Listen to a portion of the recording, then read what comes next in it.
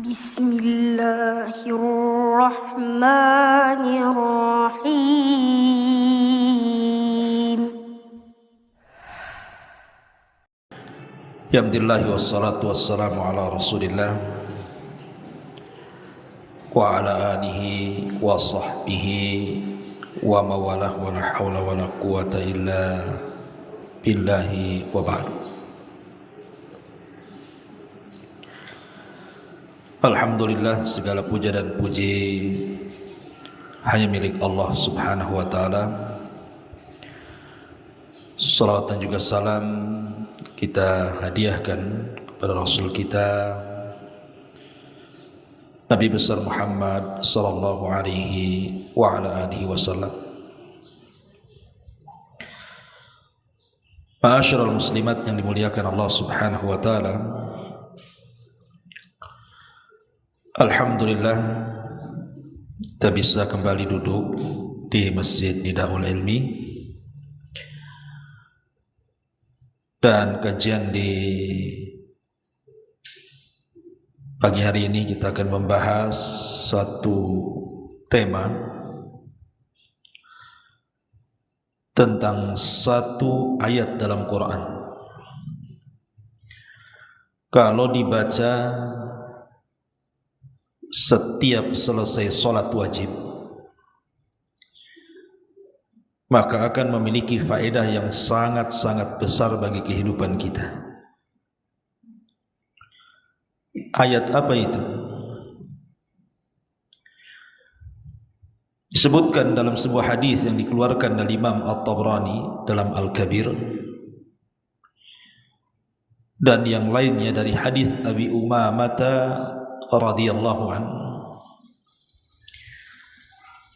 Nabi sallallahu alaihi wasallam bersabda, "Man qara'a ayata kursi fi duburi kulli salatin maktubatin lam yamna'hu min dukhulil jannati illa an yamut." Barang siapa yang membaca ayat kursi pada setiap selesai solat wajib, maka tidak ada yang mencegah dia untuk masuk surga kecuali kematiannya.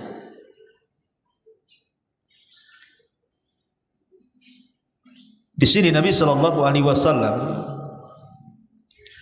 menjelaskan tentang keutamaan satu ayat dalam Quran yang disebut dengan ayat kursi. Kata Nabi, siapa yang membaca ayat kursi selepas solat wajib dan dijadikan wirid selepas solat, maka tidak ada yang mencegah dia masuk surga kecuali tinggal kematian saja. Ma'asyiral muslimat yang dimuliakan Allah azza wa jalla, apa maksud hadis ini? Dijelaskan oleh Al-Imam Al-Munawi dalam kitabnya Faidul Qadir.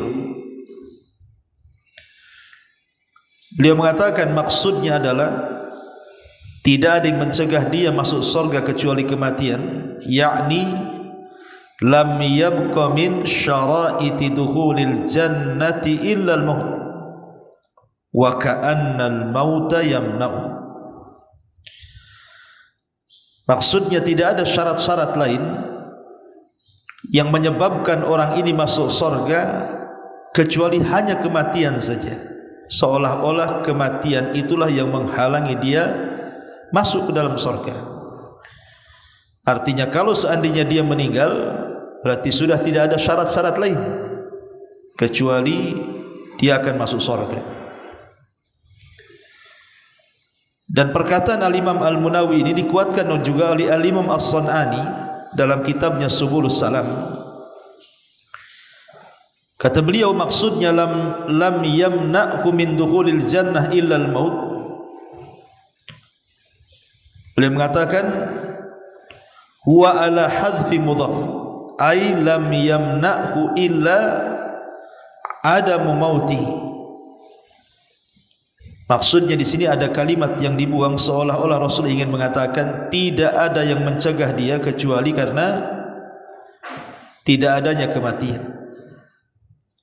Kalau seandainya Allah takdirkan dia mati dan selama hidupnya dia istiqamah, tidak pernah meninggalkan membaca ayat kursi selepas solat wajib, maka dipastikan masuk surga, seolah-olah seperti itu. Ma'asyiral muslimat yang dimuliakan Allah Azza wa Jalla. Kemudian senada juga yang dikatakan Ahmad ibn Muhammad At-Tahawi dalam hasyiahnya, beliau mengatakan wal murad anna ruhahu tastaqirru fiha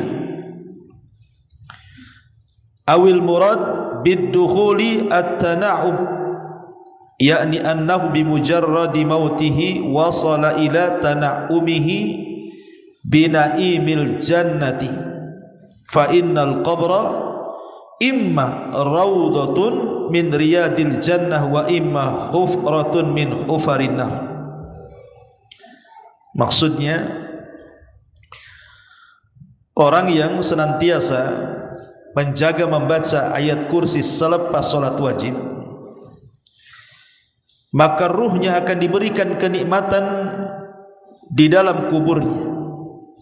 Ruhnya akan diberikan kenikmatan dalam kuburnya, alias nikmat kubur. Karena kubur itu adalah taman dari taman-taman sorga, atau dia adalah satu lubang yang mengarah ke neraka. Itulah sabda Nabi SAW, siapa yang membaca ayat kursi setiap selesai solat, tidak ada yang mencegah dia kecuali masuk surga. Artinya ketika dia meninggal, kata Ahmad ibn Muhammad At-Tahawi di sini, maka dia akan mendapatkan kenikmatan-kenikmatan dalam kuburnya dan dia tinggal di taman-taman surga. Luar biasa. Dari sini satu ayat saja, kalau kita mau mengamalkannya, Bu, tidak pernah meninggalkan, setiap selesai solat wajib, lihat pahalanya, ada jaminan surga. Ma'asyiral muslimat yang dimuliakan Allah Subhanahu wa taala. Kemudian Syekh bin Baz rahimahullahu taala beliau mengatakan, yustahabbu ba'da salati, disunahkan selepas salat,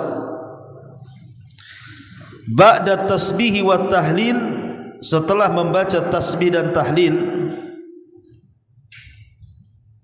beliau mengatakan qira'atu ayatil kursi, baru membaca ayat kursi. Jadi kalau ibu habis solat, kan di situ ada zikir, kan, istighfar 3 kali. Kemudian di situ ada perintah untuk membaca tasbih, membaca tahmid, membaca tahlil, membaca takbir, kan itu, Bu, ya. Kemudian setelah itu baru ibu baca ayat kursi. Maka kata beliau, wa yurjalahu bidzalika dukhulul jannah idza istaqama, ai idza istaqama ala dini wa hafadha ala dini yurjalahu dukhulul jannah. Kalau dia mau istiqamah dengan bacaan itu. Jadi bukan hanya sekali 2 kali dibaca, Bu, ya, tapi dia buat istiqamah tuh, dijadikan wirid selepas salat. Dan dia berusaha menjaga agamanya. Maka diharapkan, kata beliau, orang ini dimasukkan ke dalam surga.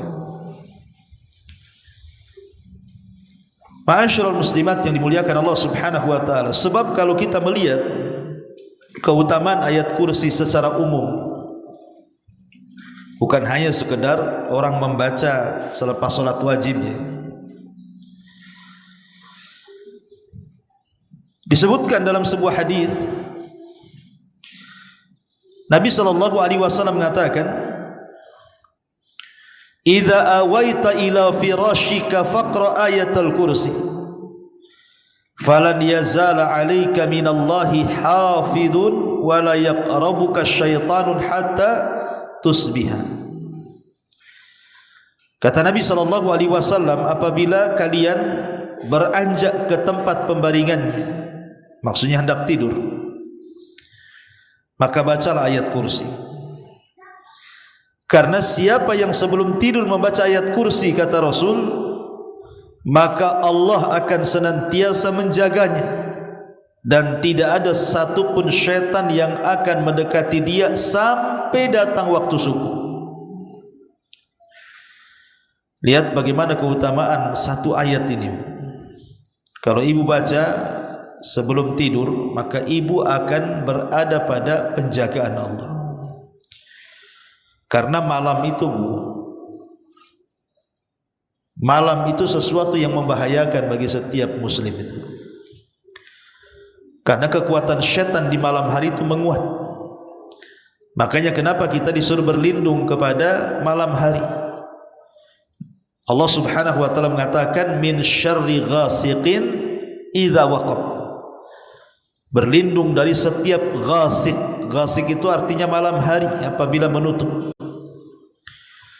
Kenapa Allah Subhanahu wa taala memerintahkan kita untuk berlindung dari malam hari? Karena umumnya, Bu, setan-setan itu lebih menguat kalau seandainya mengganggu anak Adam di malam hari. Kekuatan setan itu full. Makanya kita lihat maksiat-maksiat itu kan lebih banyak di malam hari, Bu.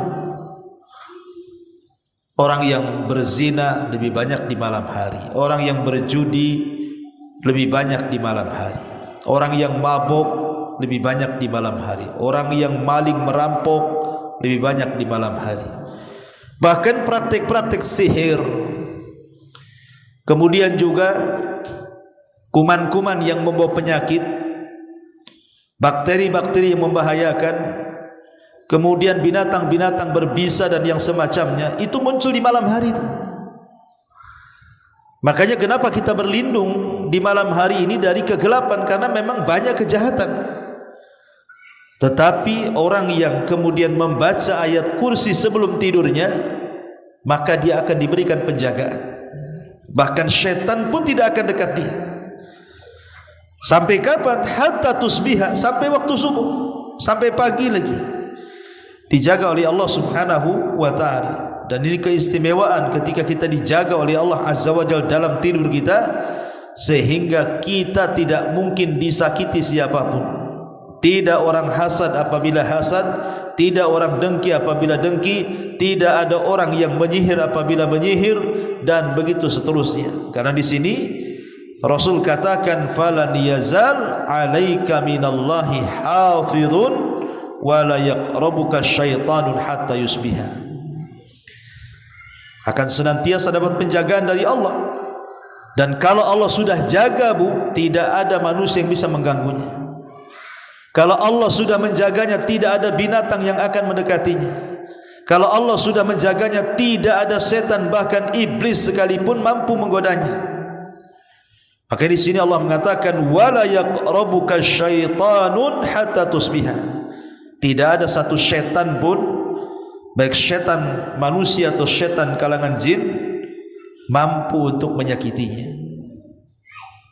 Ini keutamaan ayat kursi juga luar biasa kalau dibaca sebelum tidur. Kenapa demikian? Karena kalau kita cerita tentang surat, Bu, ya, dalam Quran, itu tidak ada surat yang lebih utama dibandingkan surah Al-Fatihah. Tapi kalau kita cerita ayat dalam Quran, maka tidak ada ayat yang lebih agung melebihi ayat kursi. Makanya satu hari sebutkan dalam Sahih Muslim dari sahabat Ubay ibn Ka'ab radhiyallahu an. Jadi Nabi SAW satu hari berjumpa dengan Ubay ibn Ka'ab, kunyahnya Abu Mundhir. Kata Rasul, ya Abul Mundhir, atadri ayyu ayatin min kitabillahi ma'aka a'zam. Wahai Abu Mundhir, tahukah kamu satu ayat dalam Quran itu yang lebih agung menurutmu? Maka Ubay bin Ka'ab mengatakan, Allah wa rasuluhu a'lam. Allah dan Rasulnya yang tahu. Tapi Rasul mengulang-ulang pertanyaan ini sampai 3 kali. Akhirnya Abul Mundhir pun terpaksa dia menjawab, padahal dia berusaha untuk mengembalikan jawaban itu kepada Rasul. Akhirnya kata Ubay bin Ka'ab, Allahu la ilaha illa huwal hayyul qayyum, kemudian dia baca sampai selesai. Selepas itu Rasul tiba-tiba memukul dadanya dan mengatakan, wallah liyahni'akal ilmu ya Abal Munzir, semoga Allah memberikan kesemangatan kepadamu untuk terus menuntut ilmu wahai Abal Munzir. Kenapa? Nabi SAW sampai mengatakan ayat kursi itu ayat yang paling agung, karena di dalam ayat kursi ini terdapat nama-nama yang sangat indah dan sifat-sifat yang sangat tinggi, dan meniadakan hal-hal yang bisa mengurangi dan merendahkan Allah Subhanahu wa taala di dalamnya. Itulah kenapa kemudian ayat kursi sendiri ta'dilu thuluthul Quran. Ma'asyiral muslimat yang dimuliakan Allah Subhanahu wa taala,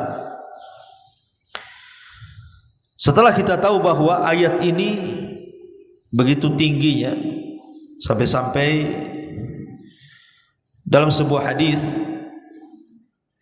dari Aisyah radhiyallahu anha, jadi ada seorang laki-laki datang kepada Rasulullah.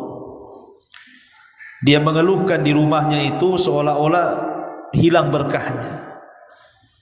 Seperti apa umpamanya? Ya, banyak masalah, suami istri banyak masalah, anak-anak nakal, kemudian suami susah kerja, pokoknya kayak nggak ada berkah lah di rumah itu.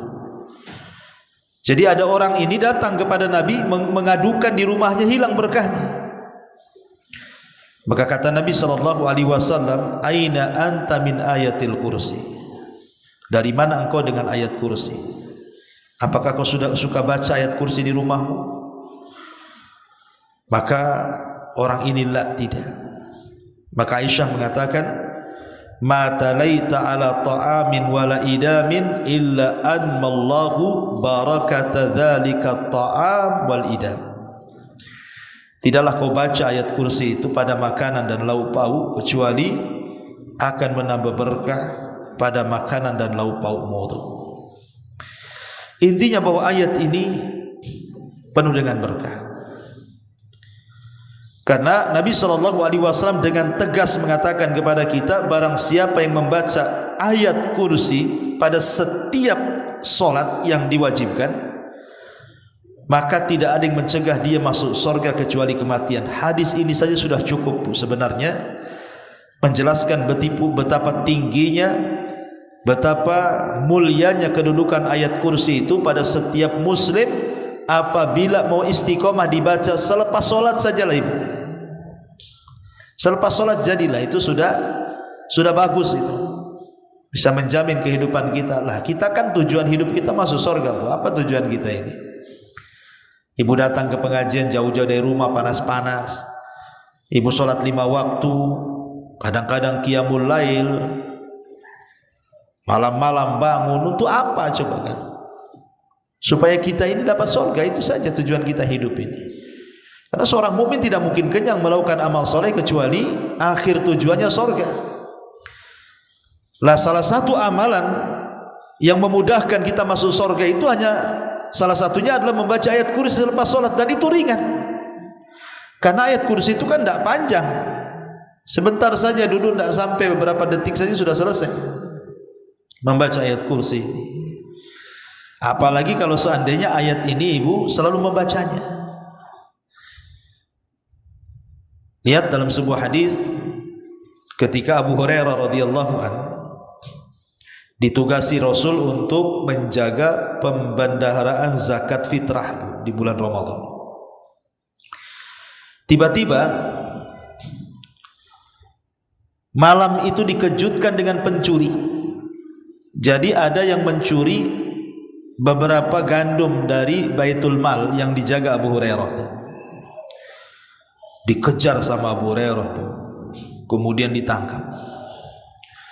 Kata pencuri ini, ya Abu Hurairah, tolonglah jangan kau tangkap aku, katanya. Aku ini sedang lapar, keluargaku susah, anak-anakku juga sama, tolonglah lepas aku, katanya. Akhirnya kemudian Abu Hurairah pun melepas pencuri tadi. Setelah dilepas pencuri tadi, kemudian esok harinya Abu Hurairah ini, Bu, dia menemui Nabi SAW, tapi Rasul sudah tahu peristiwa semalam itu. Makanya Rasul bertanya, ma fa'ala asiratukal bariha ya Abu Hurairah, apa yang dilakukan pencuri semalam yang kau tangkap itu wahai Abu Hurairah? Maka Nabi Abu Hurairah mengatakan begini, menceritakanlah karena dia orang susah. Akhirnya saya lepaslah wahai Rasul, katanya. Kemudian kata Nabi SAW, hati-hati wahai Abu Hurairah, nanti malam pencuri itu akan datang lagi. Nanti malam pencuri itu akan datang lagi. Betul, malam keduanya datang lagi, Bu, mencuri lagi. Subhanallah. Kemudian ditangkap lagi, alasannya sama. Saya lagi lapar, keluarga saya lagi susah, anak saya perlu makan. Kasihan lagi lah Abu Hurairah ini. Akhirnya dilepas lagi. Keesokannya datang kepada Rasulullah. Rasul ngomong lagi, apa yang kau lakukan dengan pencuri semalam yang kau tangkap wahai Abu Hurairah? Kata Abu Hurairah begini. Kata Rasul, nanti malam dia akan datang lagi, katanya. Subhanallah, sampai 3 kali, Bu. Rupanya apa yang dikatakan Rasul benar. Orang ini datang lagi mencuri. Akhirnya kemudian oleh Abu Hurairah radhiyallahu anhu betul-betul ditangkap ke yang ketiganya. Dia pun mengeluh lagi, kata Abu Hurairah, tidak, untuk ketiga kali ini saya tidak akan berikan kesempatan kamu untuk kabur, kau harus menghadap Nabi.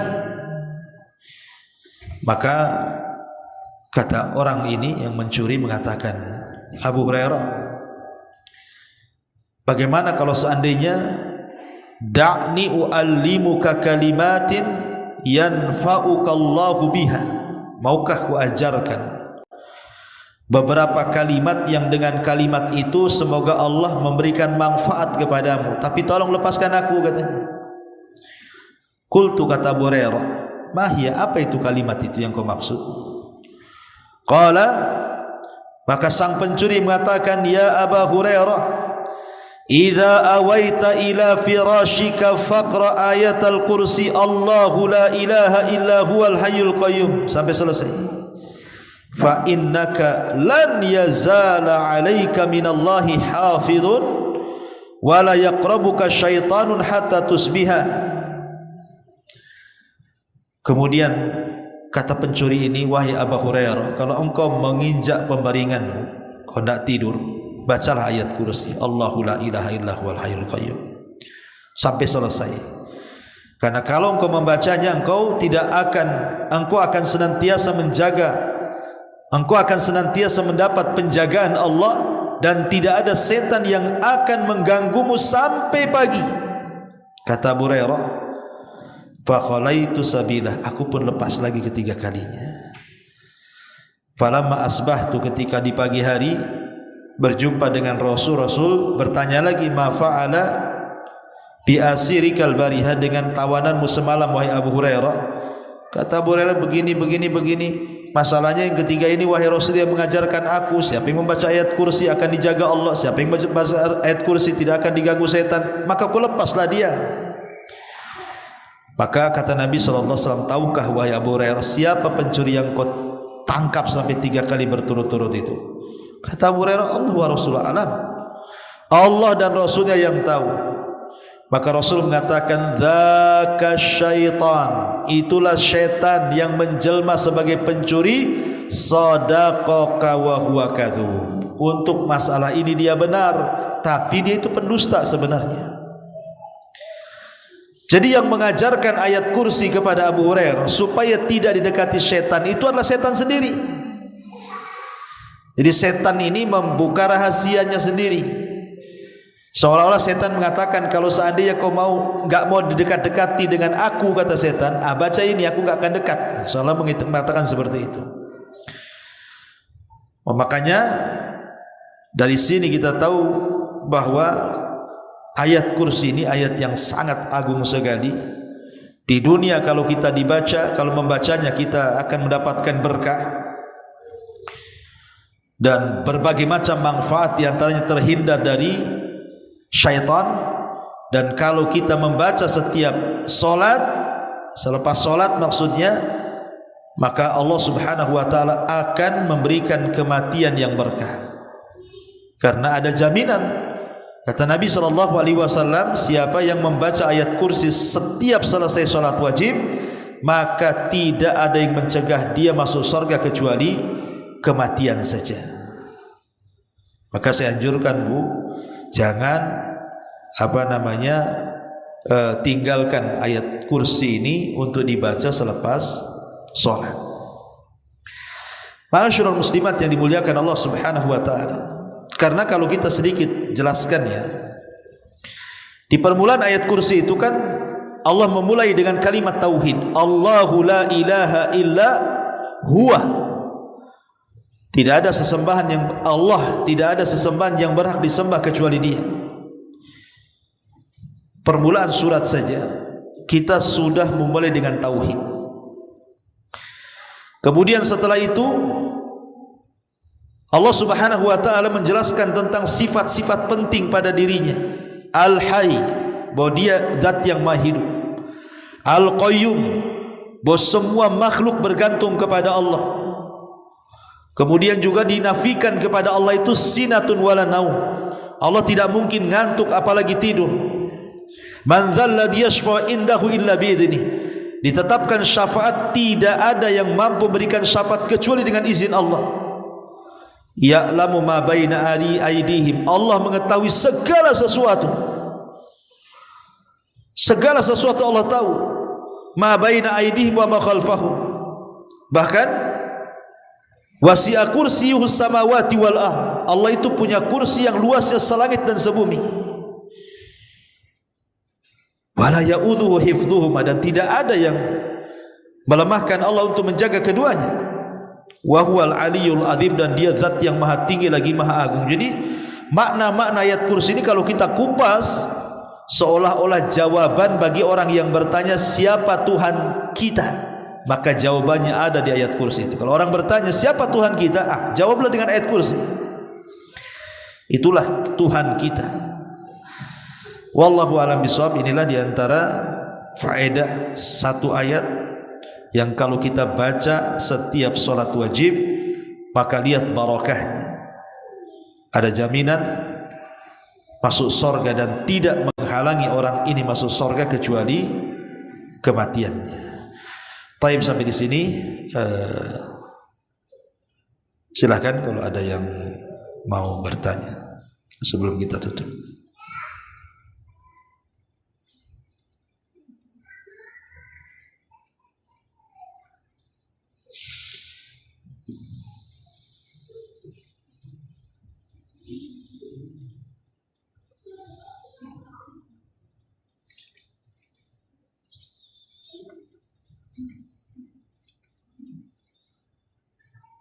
Iya, di sini ada pertanyaan.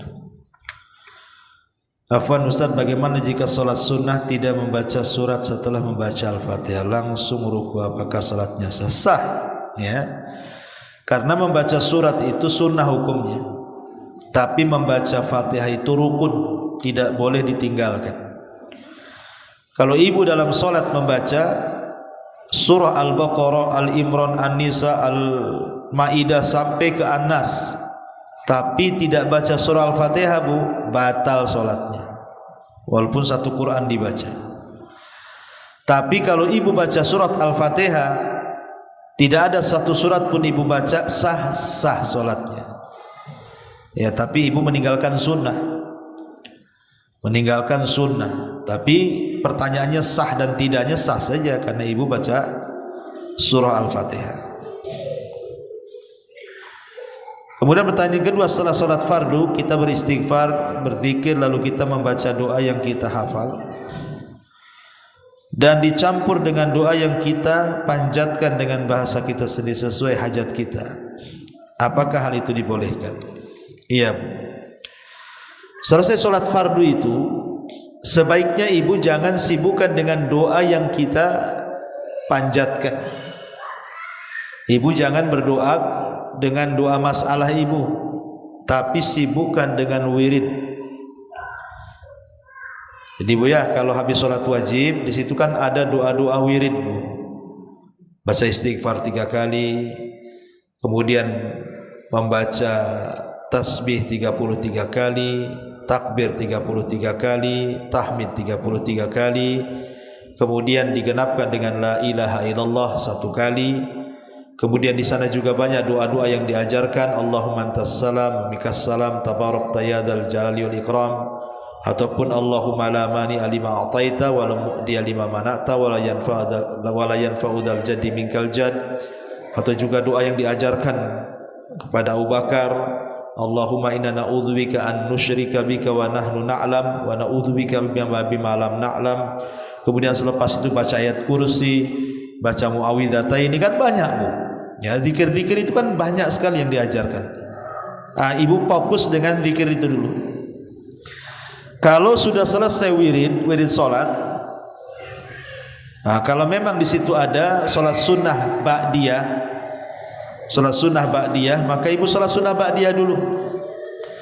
Baru setelah salat sunnah ba'diyah itulah ibu terserah mau minta apa.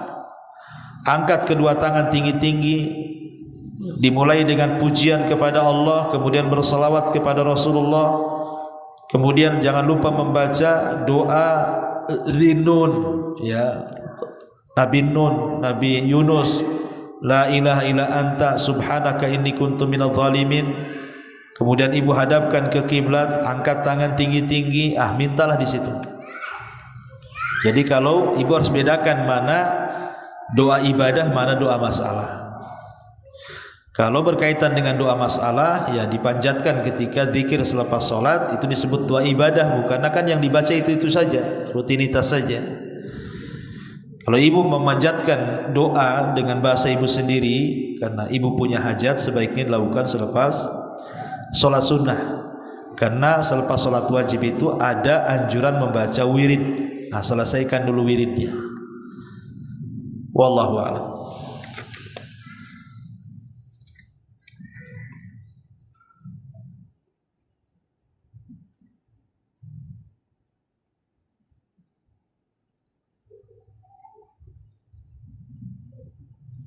Kalau tidak ada, kita tutup.